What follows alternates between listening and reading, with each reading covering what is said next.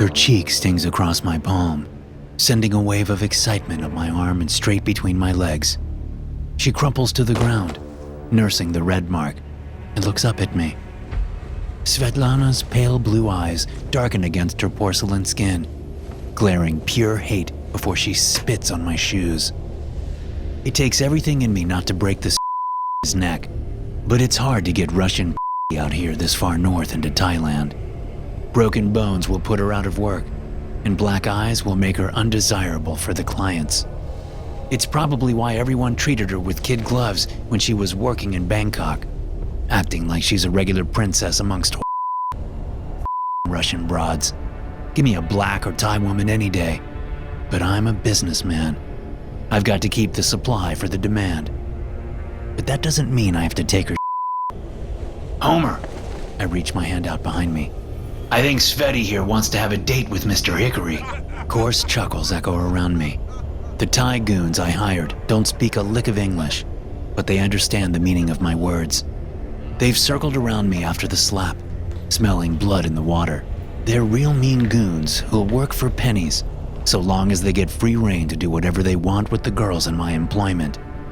Homer isn't much different, but I need a solid right hand. And God knows I can't trust any of the natives to watch my back. The duct tape grip is cool to my touch, but sends another wave of excitement up my arms. I brandish the gnarled piece of wood, about as long as my forearm at Svetlana, and she cowers, the defiance dying in her eyes, widening with fear as she raises her hands to her face. No, please, I do good. The pleas in broken English are music to my ears as I tap the gnarled slab of hickory against the palm of my free hand. Then I yell and swing it as hard as I can straight down at Svetlana. Her scream reverberates as the wood slams into the concrete floor inches from her head. The trusty piece of wood remains firm and unyielding, just like me. Svetlana's breaths come out in ragged sobs, and the stench of her piss curls my nostrils. Sometimes, speaking softly and carrying a big stick isn't enough. Sometimes you gotta speak hard and remind these sluts that you know how to use it. I stick the wood against Svetlana's pale throat, savoring her flinch as the splinters dig into her flesh.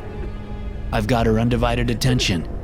Tears flow from her eyes, making mascara run down her face, but her eyes are all mine.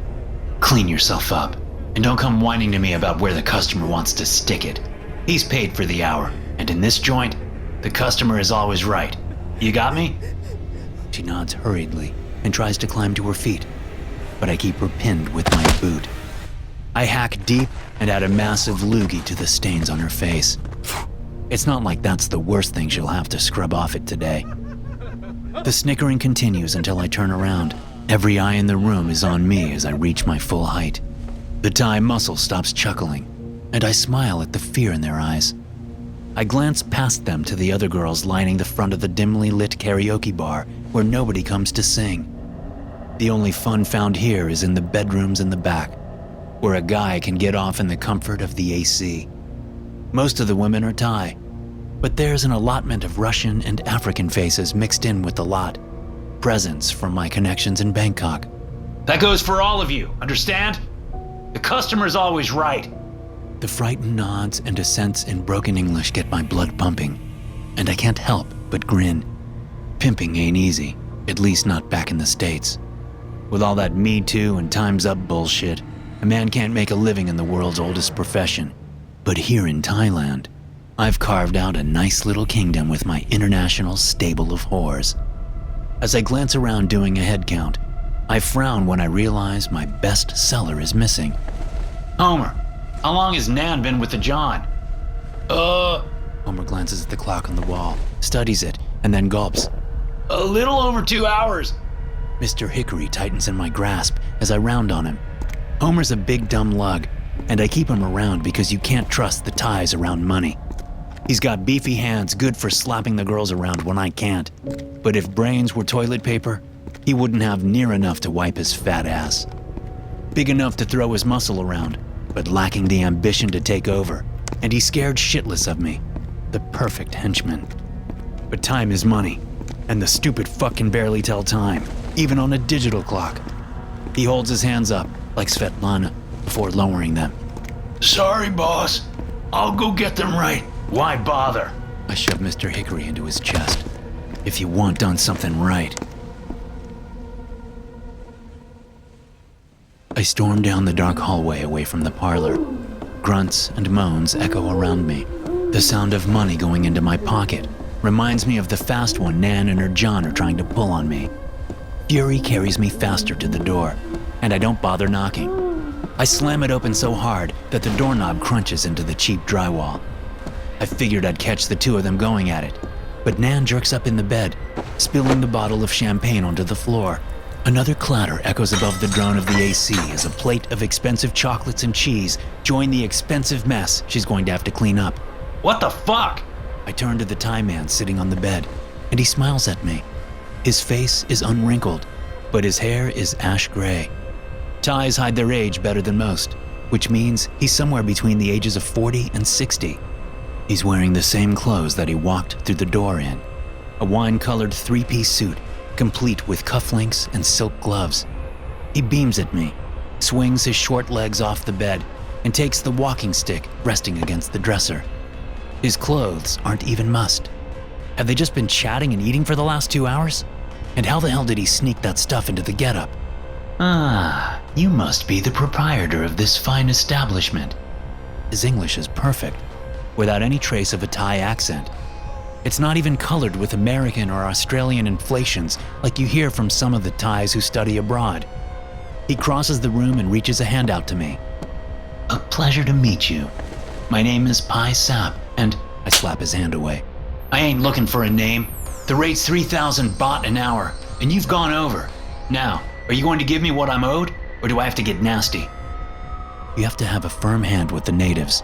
Most Thai whorehouses charge the Farangs double the money they do the locals. But I'm running a business, not a charity, and I don't have time to deal with the Thais making chump change. Luckily, this guy looks like he can more than afford the extra scratch.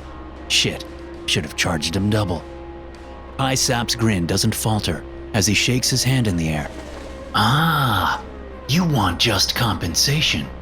Fear not, good sir. I have just what you deserve. He reaches into his coat pocket and offers his hand out to me again. What the hell? I glare at him but reach my hand out on instinct. Last I checked, they don't make 3,000 baht coins, you slimy. The rest of my words are cut off as searing agony races across the palm of my hands. I open my hand wide, but whatever it is digs into my flesh and injects fire into my body. When the pain reaches my stomach, a wave of nausea boils up, forcing the content to rush up my throat and spew out my mouth as I topple to the floor. Nan's hurried footsteps run past me as the heat increases, coating every inch of my body. It feels like a swarm of bees has been unleashed inside me. The buzzing fills my skull and blurs my vision until the pain worsens. Raw agony rushes up my body as my arms curl inward and my knees rise. The pain is so intense I can't even scream. I curl into a ball and sob as tears rain uncontrollably down my cheeks. And then, just as fast, the pain is gone. The thing falls out of my palm and clatters to the floor. Gasping for breath, I look at it. It's a polished stone about half the size of the tip of my pinky. Its glossy surface is the same shade of red as Pai Sap's clothes. Sweat pours from my body as I roll onto my back. I suck air in great breaths, thankful to be able to do so. I've been in some tough scrapes in my day, but that was the worst. I thought I was going to die. Here, in my place of business, where nobody can touch me. The panic retreats to the back of my mind as rage fills my heart, and I force myself to my knees as Pai Sap smiles and walks out the door. Oh no, motherfucker, you ain't getting away from me. I bound out into the hall, but my legs are weak and feel alien, and I immediately bounce off a wall. Swearing, I push off them, take another step, and tumble forward on the ground. My pants and underwear billow around me, dropping to the ground, but I don't care. That son of a bitch attacked me in my place of business. I can't let him get away. Besides, it's not like everybody here hasn't seen me with my pants off. With my body rebelling against me, I rely only on my rage to lead me through the dark hallway, It's all that I need. I come through the parlor and find Pi Sap just a few steps away. He's at the bar ordering himself a drink. I hobble after him, passing my staring goons, but I don't even bother to ask for their help as I pick up an empty beer bottle from a nearby table. It shatters satisfyingly over Pi Sap's head. I feel weak as a kitten, my blows not landing as hard as they usually do, but the crunch of my knuckles is satisfying as I lay into. Hands grab me roughly by the shoulders and jerk me back. Two of my Thai goons each have me by an arm. God damn it, fucking Thai loyalty. But my grin rises as Homer stalks toward us. Homer, get these! He slams his open palm across my face so hard that I see stars. It's enough of a shock for the goons to let go, and I drop to my knees. Wiping blood from my lip, my rage builds as Homer straightens Pi Sap from the heap I left him in. What's going on here? Dear me. Pi Sap reaches into his coat, pulls a handkerchief, and wipes his mouth. One of your employees accosted me for some reason. What? Homer glares at me and walks back toward me. Look here, you crazy bitch!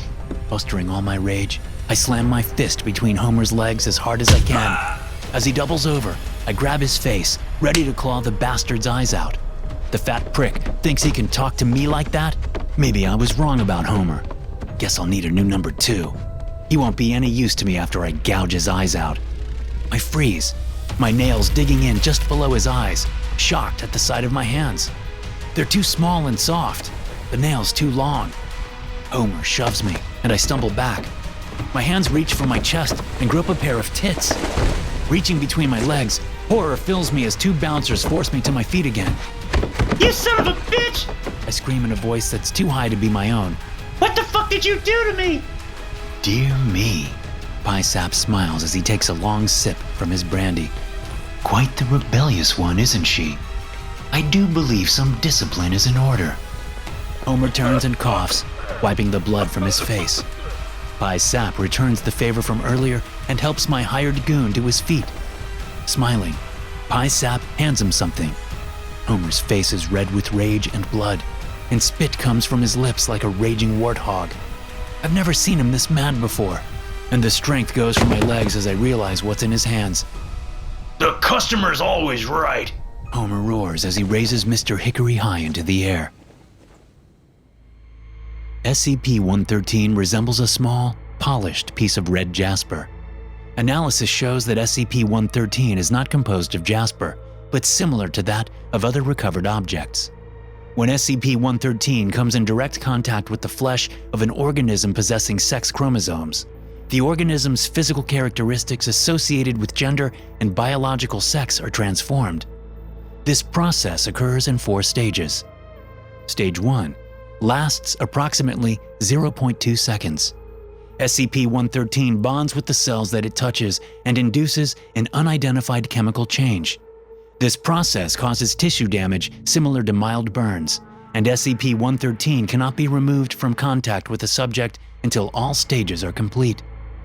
Stage 2 lasts approximately 20 seconds.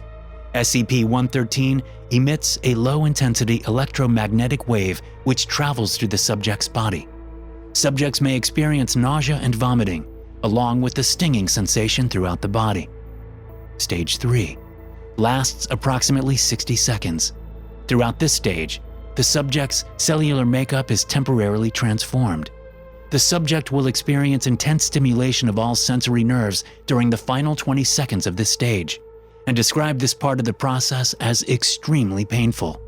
Subjects in poor health may die of shock in this stage. At the end of this stage, the subject's biological sex is permanently altered. In standard cases, the subject's biological sex will be changed to the opposite biological sex. All primary and secondary sexual characteristics are altered accordingly. Stage 4. SCP-113 disengages from the subject and becomes inert. Hey guys, thanks for listening. Be sure to subscribe to the podcast for more SCP stories like this one. You can also check out some more episodes from the SCP Experience podcast here. I'll see you in the next one.